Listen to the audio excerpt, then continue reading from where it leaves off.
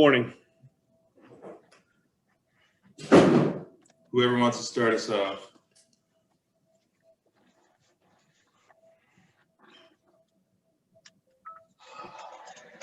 Paul, you want to go? Sure. My first question is about, the No Big Ten tournament. Obviously, that's something you guys found out about back in February. So mentally, there's a lot of time to process that. But what's the mood like now in getting the guys motivated for these last six, and what's still left to play for? Well, competitors compete, and so you always go out to win if you're competitive. And we've been in a situation for, I would say, the past probably 2 to 3 weeks where where we stood record wise, it was going to be difficult to get into postseason. So our guys have done an unbelievable job of coming to work to get better each day. They come to work to win each and every game. The group's done a great job of that. So, it's like I told guys, if guys aren't motivated to win, regardless of what the situation is, you're in the wrong program. And then you kind of look at the senior class and the mark they leave on the program, the impact they would have on the younger guys. What have you seen specifically that's really kind of tangible and that might carry over to next year's team in that regard? Well, I think the entire group has done a good job, as I just said, of coming every day to play at a high level. And, you can really tell in practice the way the guys interact, the way they go about their business. If you watch practice, see the intensity that's in practice. And, that is all dictated by the way the upperclassmen go about their work. So I think they've done a great job with that. And I also think they've done a great job with the way they've treated the younger guys and included them in everything and tried to help them through, times when they've had struggles. It's just been a great group, regardless of what the record is. This group's been enjoyable to coach. I know that youth and inexperience in the pitching department has been an issue for much of the season.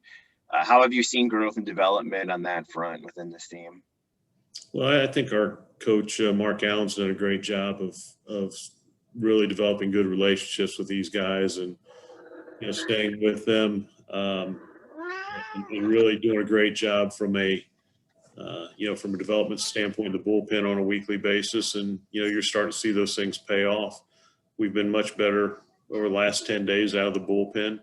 I've had some guys that, had terrible ERAs that went down to Bloomington and pitched extremely well. And that doesn't happen if you don't have that development piece. So, when you don't have experience, there's only one way to get experience, and that's to work with guys and work through the development phase and the practice phase. And then hopefully they carry that out onto the field in a game situation. So we saw a lot of progress, obviously on Tuesday, but started seeing that, a week or two prior. Thanks, Coach. And congratulations on closing in on number 2 on the wins list. Thanks.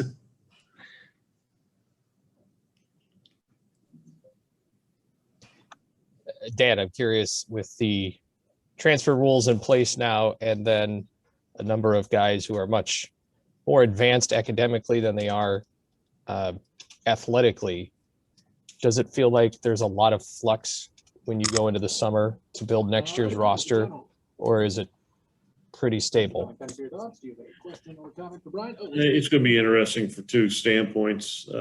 There's a few guys that could be drafted that should go, and then there's a number of guys that may be drafted that shouldn't go because they're not ready, and that's complicated by the fact that they may be juniors, but they still have 2 years of eligibility left. And I think some guys need to be really smart.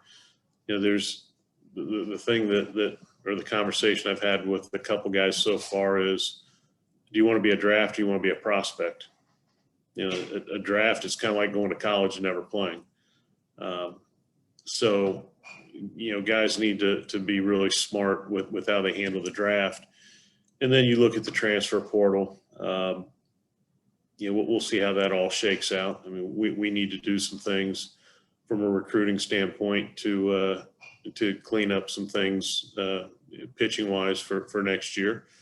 And, you know, we've got some guys that haven't performed at a high level that really need to step up. So there's a lot of moving pieces with this right now.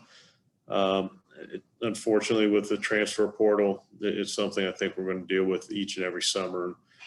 I think if you talk to most coaches, it's not going to be a fun situation.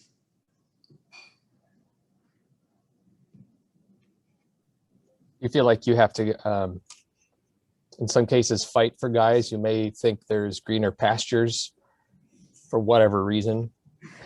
I mean, I'm sure over time that's going to happen with some guys. You know, I don't know. I mean, it's all so new. You know, you just hope you have some loyalty from the guys, and, you know, you hope that they understand when you push them, it's to make them better and that you care about them. But, you know, it'll be partially dictated by what the players think, and it'll be partially dictated by what the parents think. I mean, there'll be a lot of moving pieces in this. And I think there'll be some coaches that aren't ethical about it and try to recruit people out from under you. I mean, it's sad to say that, but it'll happen. So there are going to be a lot of things that happen with this new rule in all sports. All right. Thanks, Dan. Thank you.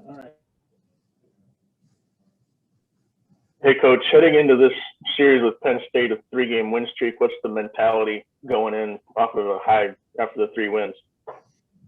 Yeah, I mean, guys, obviously you feel better when you win, but there's no carryover. You know, you got a new team with really good arms. You know, I think we've played well now for you know, at least the past 4 games. We stumbled in the first game against Iowa, but I thought we did a lot of things really well. But again, there's no carryover. You have to go out and you have to beat a new pitcher. I like some things that we've done from a development standpoint, and I like the progress we've made out of the bullpen, and that's always comforting knowing that you feel like you have a few more weapons.